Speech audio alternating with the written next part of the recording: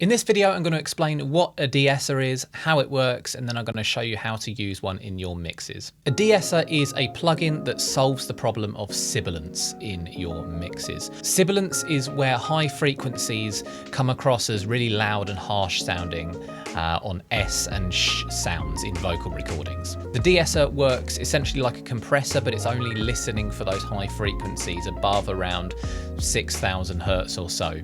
So if you've got a vocal recording that with really harsh sibilant sounds, you can slap on a de-esser and it's going to make those a little bit more pleasant to listen to. And that could work really well for spoken word or sung vocals. Most vocal tracks I would use a de-esser on. They're essentially a multi-band compressor. If you're not sure what a multi-band compressor is, I'll leave a link in the description of my video where I cover that. But essentially, it's a compressor that only compresses a certain frequency band. So you could use a multi-band compressor to reduce sibilance technically, but a de-esser is going to give you a more kind of focused, easier to use interface, and sometimes has some extra features that specifically help for de-essing vocals. So now let's take a look at a couple of de-esser plugins. I'm going to show you how to use them in your mixes. So here we have the stock plugin, the de-esser that comes with Pro Tools. It doesn't matter which one you use, they all do pretty much the same thing. If you take a look at the options that you have available, you'll find frequency, most likely, so you can change the frequencies that you're affecting. It's going to start at around 8, maybe 7K. And then range, which is basically ratio. So if you're familiar with compressors, you're gonna know what this does. If not, it's how much you're reducing the signal by that goes over a certain threshold.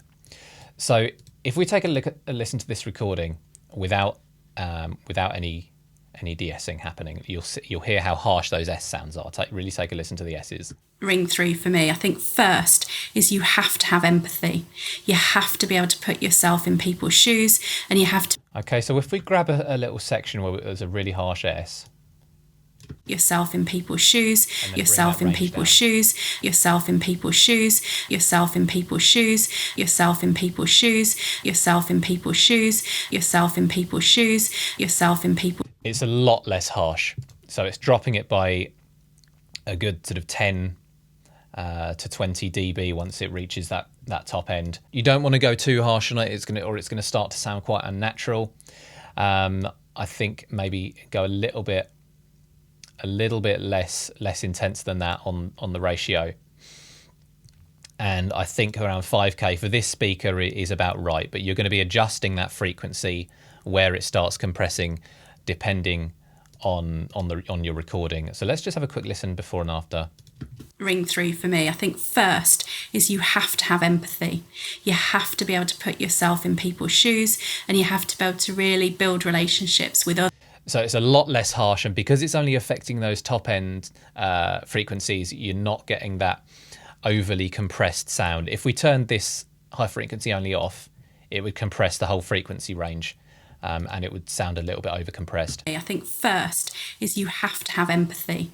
You have to be able to put yourself... You can really hear that compression working. You might have a listen option as well that will let you hear exactly what frequencies are being de-essed. First is you have to have empathy. You have to be able to put yourself in people's shoes, and you have to be able to... So that gives you a good idea of exactly what signal we're affecting. There are some more advanced de-esser plugins available. This one called Sibilance from Waves. It looks a little bit different. It's got some extra features like look ahead, which means it's going to be the plugin is going to be looking ahead for S sounds, which basically removes any attack time, which means it's going to be de-essing the second that sibilant sound comes in. Let's hear it with this plugin. Ring through for me, I think first is you have to have empathy. You have to be able to put yourself in people's shoes, and you have to be able to really... You can see which parts of the waveform are being affected. I think first is you have to have empathy. You have to be able to put yourself in people's shoes, and you have to be able to really build relationships with others. So de-essing your vocals in your mixes is essential.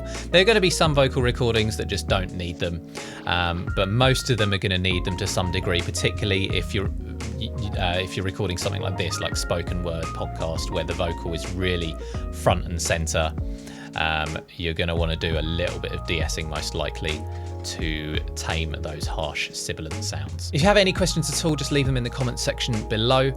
And for more mixing tips and tutorials, just hit that subscribe button. And as always, thank you so much for watching, and I'll see you next time.